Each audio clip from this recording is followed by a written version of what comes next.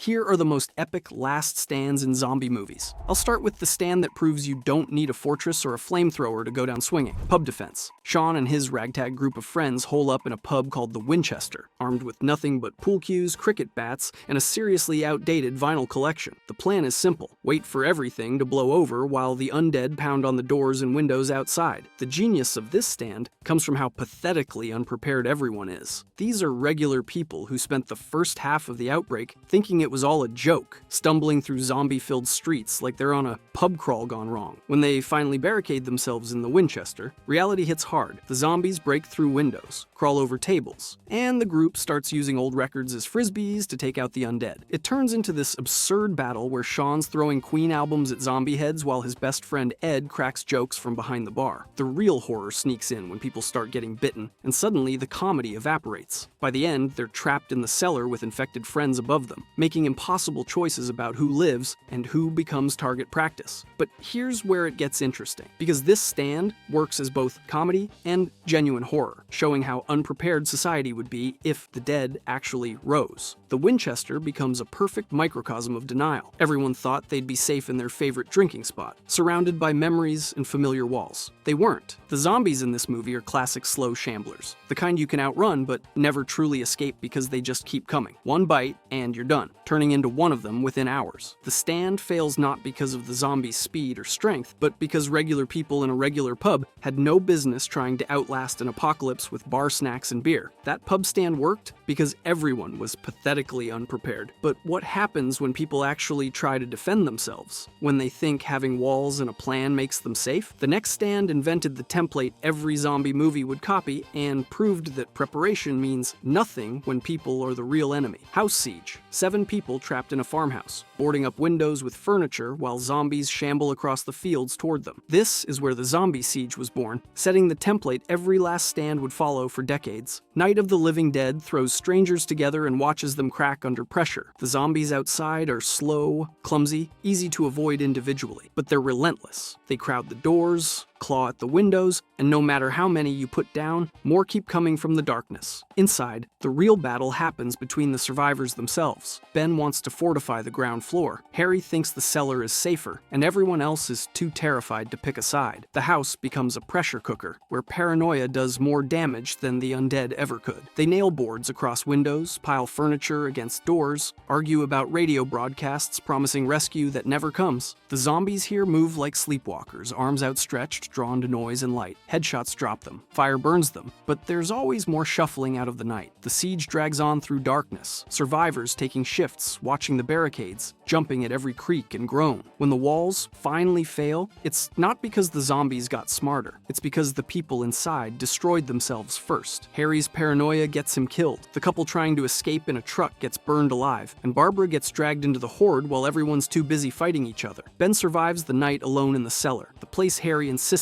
was safest, only to get shot at dawn by a cleanup crew that mistakes him for a zombie. This stand matters because it proved zombie movies could be about more than monsters. The farmhouse siege showed that isolation and fear turn people against each other faster than any virus. The undead outside are just the backdrop for watching humanity fail its own test. So slow zombies and paranoid humans are a deadly mix. But there's something worse than slow zombies, something that doesn't shamble toward you, it sprints. And when that happens, every fortress becomes a death trap in seconds. Manor House Defense. A group of survivors fortifies a country manor, thinking high walls and military discipline will keep the infected out. They stock supplies, post guards, establish routines. Then, the infected come, and all those careful plans dissolve into chaos. 28 days later takes the siege concept and cranks up the speed. These aren't shambling corpses. They're infected with rage, sprinting at full speed, vomiting blood, attacking with pure animal fury. The manor stand happens late in the movie when survivors think they've found safety with soldiers. The compound has generators, weapons, organized defenses. It should be the perfect holdout. But the infected don't siege slowly like traditional zombies. They charge the gates in waves, climbing walls, overwhelming sentries in seconds. One infected gets inside and the whole defense collapses like dominoes. Soldiers who spent weeks preparing panic when faced with actual contact, shooting wildly, abandoning posts. The infected in this movie are alive, not undead. One drop of blood in your eye and you're gone, turning violent within seconds, attacking everything that moves. They're fast fast enough to chase down cars, coordinated enough to swarm in packs, and absolutely relentless. The Manor stand falls apart because everyone underestimated what they were facing. Barricades meant for slow zombies are useless against infected who can climb, jump, and adapt. The battle spills from the perimeter into the manor itself, turning hallways into kill zones and elegant rooms into slaughterhouses. But speed was just the infection's obvious threat. What makes this stand truly brutal is the moral collapse that happens alongside the physical siege. The soldiers weren't preparing to defend survivors. They were keeping women hostage, planning to repopulate through force. When the infected breach the walls, they're almost liberators, destroying a haven that was rotten from the inside. The chaos gives our protagonist Jim a chance to unleash his own rage, becoming almost indistinguishable from the infected as he kills his way through soldiers and monsters alike. Speed made zombies terrifying again, but speed is just one infected at a time. What happens when you scale that up? When thousands are packed into a safe zone that's supposed to be impenetrable? The next stand proves that infrastructure fails faster than the infection spreads. Hospital lab infiltration. A quarantine zone in London falls apart when a carrier is brought in by the military and infects her husband in isolation, turning a controlled lockdown into an outbreak epicenter. The safe zone becomes a death trap with thousands of people packed into enclosed spaces and nowhere to run. 28 weeks later elevates the siege by making the location massive. This is a government-sanctioned repopulation effort with military oversight, biometric security, and protocols for everything. The infected were supposedly extinct, Britain was being rebuilt, and people were moving back into secured districts. Then one carrier brings the rage virus back inside the walls, and the quarantine protocols become execution orders. Before we go any further, I have just released my merch store with a very exclusive limited edition early supporter bundle. Only the first 50 people will have access to this bundle, so get it quickly while you still can at hownottodie.store. Okay, back to the video.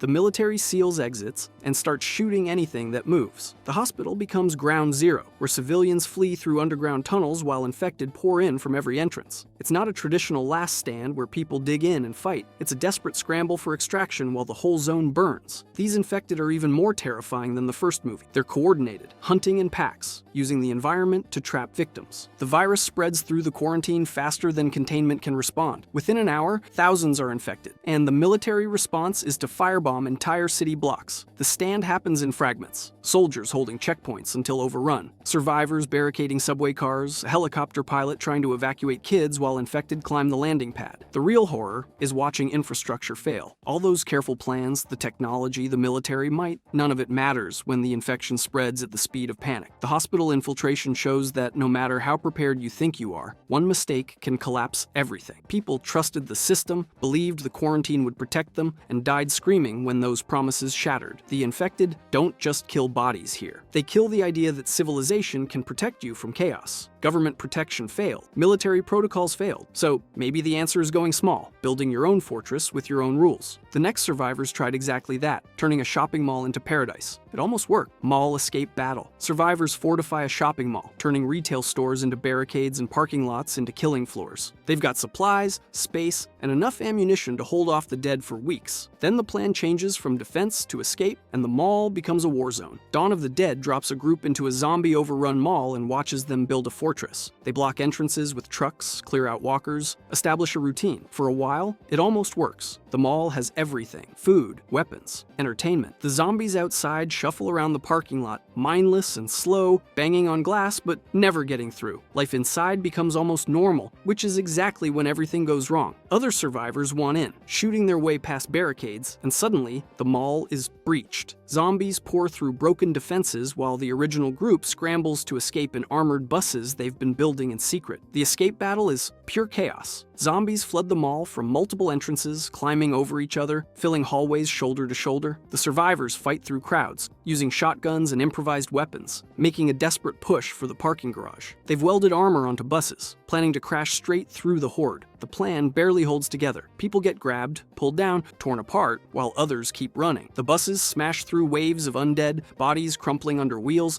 but there's so many that the vehicles almost stall from the sheer mass of corpses. These zombies are the classic Romero type, slow but numerous, drawn to noise, only killed by destroying the brain. What makes them deadly is persistence. They don't sleep, don't tire, don't stop. Lock a door and they'll stand there banging for days. The mall stand works until it doesn't, until the safe space space becomes a tomb, and the only option is to charge headlong into thousands of undead. The battle proves that you can't hide forever, that eventually every fortress becomes a prison, and the only real survival is staying mobile. The consumerism critique is obvious. Survivors hold up in a temple to shopping while the world dies, but the stand itself is about the illusion of safety. The mall wasn't conquered by better zombies or clever strategy. It fell because people inside got comfortable, stopped being vigilant, and forgot that the dead never stopped trying to get in. But what if zombies evolved? What if they got smarter, faster, and stopped acting like mindless corpses? One stand faced exactly that, and the only solution was a suicidal crane stunt that shouldn't have worked. Rooftop Commune Fight. A pacifist commune gets surrounded by evolved zombies that are faster, tougher, and smart enough to test defenses. The group has to abandon their principles and fight using whatever's available, including a suicidal crane stunt that buys time at the cost of lives. Zombieland Double Tap introduces T-800 zombies, named after the Terminator because they're nearly impossible to kill. Regular zombies shamble. These things sprint. Regular zombies are dumb. These ones problem solve. The commune is full of hippies who won't touch weapons, making them easy targets when the evolved horde closes in. Our main characters show up just in time to watch the pacifists realize that peace, love, and understanding don't stop zombies who can shrug off body shots and coordinate attacks. The rooftop becomes a last stand because there's nowhere else to go, and the commune's ideology collapses faster than their defenses. Tallahassee, the zombie-killing redneck with a vendetta against the undead, comes up with a plan that's equal parts brilliant and suicidal. He climbs into a construction crane, dangles himself as bait, and starts drawing the entire horde toward him. The T-800s take the bait, climbing on top of each other to reach him, forming literal pyramids of undead flesh. Meanwhile, everyone else uses the distraction to escape, fighting through stragglers with whatever weapons they can grab. The crane becomes a zombie tower, hundreds of evolved undead piling higher, reaching for Tallahassee as he dangles and taunts them. The T-800s are what happens when zombies evolve. They're faster than humans, strong enough to rip through barriers, and they adapt to threats. Shoot one in the chest and it keeps coming. They hunt in packs, coordinate flanking maneuvers, and remember where they saw prey last. The only reliable kill is complete brain destruction, and even that takes multiple headshots. The rooftop battle is chaos, because every advantage survivors usually have, mobility, intelligence, weapons, is suddenly matched or exceeded by zombies that refuse to act like mindless corpses. What makes this stand memorable is the blend of comedy and genuine stakes. Tallahassee is cracking jokes while potentially sacrificing himself. The pacifists are fumbling with guns they've never touched, and the evolved zombies are a legitimate threat that forces everyone to work together. The crane stunt works because it plays on zombie behavior. They're drawn to noise and movement while acknowledging that evolution has made them dangerous enough to require desperate tactics. Evolution made zombies dangerous, but there's something more terrifying than fighting evolved zombies in an open space. Try fighting them in a metal tube moving at 200 kilometers per hour with nowhere to run. Train finale sacrifice. A father and his daughter are trapped on a speeding train with infected passengers transforming in real time. The train cars become isolated battlegrounds, and the only way to protect the survivors in the back is to sacrifice yourself in the front. Train to Busan takes the zombie outbreak and puts it on rails. Literally. There's no escape route except forward, no reinforcements coming, and the infected spread from car to car faster than people can seal doors. The train starts relatively safe, a few infected here and there, easily avoided. By the finale, entire cars are packed with sprinting, screaming infected who tackle victims and bite in seconds. Seok Woo, the father, has spent the whole movie being selfish and protecting only his daughter. When the final stand comes, he's already bitten, turning slowly, and the only thing left is to buy time. The train finale is intimate horror. Narrow corridors, limited weapons, nowhere to retreat. Seok Woo fights through infected while the virus ravages his body, each movement slower than the last. Vision blurring, consciousness slipping. He's not fighting to survive anymore. He's fighting to stay human long enough to ensure his daughter makes it to safety. The infected on this train are the fast, rage-fueled type. Once they turn, they're on you in seconds. Biting, clawing, impossible to fight without weapons. The virus spreads through saliva and blood, with transformation taking minutes at most. The sacrifice happens when Seok Woo realizes he's out of time. He's turned too much, losing control. And if he stays in the car with survivors, he'll kill them. So he jumps. He throws himself off the moving train, taking infected with him, giving his daughter those final precious seconds to lock the door and escape. It's not a glorious last stand with explosions and heroics. It's a father recognizing he's become the monster and choosing to die human. This stand works because it's personal. The stakes are one little girl, not humanity's survival. The battlefield is a single train car, not a city, and the sacrifice is quiet, almost private, motivated entirely by love, rather than duty or heroism. The emotional weight comes from watching a selfish man transform not into a zombie, but into someone willing to die for another person. The infected are relentless. The situation is hopeless. But the stand succeeds because one man decided protecting his daughter mattered more than his own life. Remember earlier when I said one stand breaks every rule? We're getting close, because the next two stands look similar on the surface. Same location, same setup, but one of them did something no other zombie movie dared to do. Watch for it. Mall Defense Holdout. A group wakes up to find the world ended overnight and zombies everywhere. They fortify a mall, establishing routines and defenses that hold for weeks. Then other survivors show up, and the careful balance shatters into a desperate battle for survival where the real enemies might be other humans. Dawn of the Dead's 1978 original version is where the mall siege became iconic. The survivors aren't soldiers or heroes. They're a traffic reporter, a SWAT officer, and two others who stumble into the mall by accident. The zombies have overrun everything, mindlessly drawn to the mall because it's what they remember from life. The group clears the dead, blocks entrances, and creates an almost perfect sanctuary. They have supplies for months, weapons, entertainment. The mall becomes a bubble of normalcy in an apocalyptic wasteland. The stand happens when bikers raid the mall, opening barriers to loot, and zombies flood inside by the hundreds. The battle that follows is absolute carnage. Zombies pour through breached entrances while the survivors fight from balconies, staircases, storefronts. The bikers are shooting everything, grabbing supplies, not realizing they've doomed everyone by letting the horde inside. The SWAT officer, Peter, uses military training to hold choke points, methodically headshotting zombies while ammunition runs low. The traffic reporter, Steven, panics and gets bitten, turning into one of the undead he's been fighting. The zombies are slow but overwhelming, filling the mall like a tide that can't be stopped. What makes this stand devastating is watching safety collapse. The mall was perfect, the plan was working, and it all falls apart because of human greed and stupidity. The bikers wanted stuff more than they wanted survival, and their raid brought death to everyone. The zombies here are pure Romero shambling corpses with decayed flesh, drawn to noise and light, killed only by destroying the brain. They're not individually dangerous. 10 survivors could hold off 10 zombies easily, but when there's 10,000 zombies and supplies are limited, numbers become destiny. The stand ends with most people dead, the mall overrun, and the two survivors escaping in a helicopter with barely any fuel. The fortress they built became their tomb, proving that no matter how well you prepare, human nature will sabotage survival faster than any zombie horde. The mall defense shows that apocalypse survivors aren't just fighting the undead, they're fighting the inevitable stupidity of other desperate people who'd rather loot than live. Two mall stands, decades apart, both ending in failure. But malls are small, cities are different. Surely with enough walls, enough soldiers, enough planning, humanity could hold one city, just one. The next stand had every possible advantage and fell faster than any other. Jerusalem Wall Breach. A city builds massive walls, establishes quarantine zones, and creates the only functional society left after global zombie outbreak. They're celebrating survival when the walls fail, and 1 million zombies swarm the safe zone in minutes. World War Z goes global, showing the outbreak from every angle, but the Jerusalem stand is where hope dies. The city evacuated citizens, built walls 40 feet high, established military checkpoints, and created zones for refugees. For a brief moment, it looks like humanity might actually win. Then someone starts singing. The noise echoes, growing louder as more people join. The zombies outside are drawn to sound, and they start to respond. They don't siege the walls like traditional zombies, they climb each other. One zombie stands still, another climbs on its shoulders, another on top of that one. They form pyramids of undead flesh, living ramps that scale the walls faster than soldiers can shoot them down. The breach happens in seconds. One zombie makes it over the wall, then 10, then hundreds. They pour into the city like a waterfall of rotting flesh, attacking everything that moves. The organized evacuation becomes a stampede. Military formations break. Helicopters crash trying to evacuate VIPs. The protagonist, Jerry Lane, watches from a rooftop as the entire city falls in the time it takes him to run a few blocks. The zombies in World War Z are the sprinting type, turning victims in under 10 seconds, creating exponential infection spread. One bite creates another zombie who bites 2 more, who bite 4 more, and within an hour, the city of millions becomes a city of undead. What makes the Jerusalem stand horrifying is the scale. This is not a small group defending a farmhouse. It's an entire city with military support, advanced warning, and every possible advantage, getting overrun in minutes because someone made noise. The wall breach proves that preparation means nothing against exponential growth. The zombies climb each other because there's so many that individual death doesn't matter. Shoot one. Two more take its place. The pyramid keeps growing, fed by an endless horde that stretches to the horizon. The fall of Jerusalem destroys the illusion that humanity can contain the outbreak through brute force and walls. Every other stand on this list was about small groups making desperate choices. This one is about watching the last organized civilization on Earth collapse under the weight of bodies, proving that when zombies come in millions, nowhere is safe and no wall is high enough. The breach is not just a defeat, it's proof that survival requires more than fighting, because you can't kill what endlessly multiplies faster than bullets can fly. If you enjoyed this video and want to see everything people get wrong about World War Z, click the video on the screen.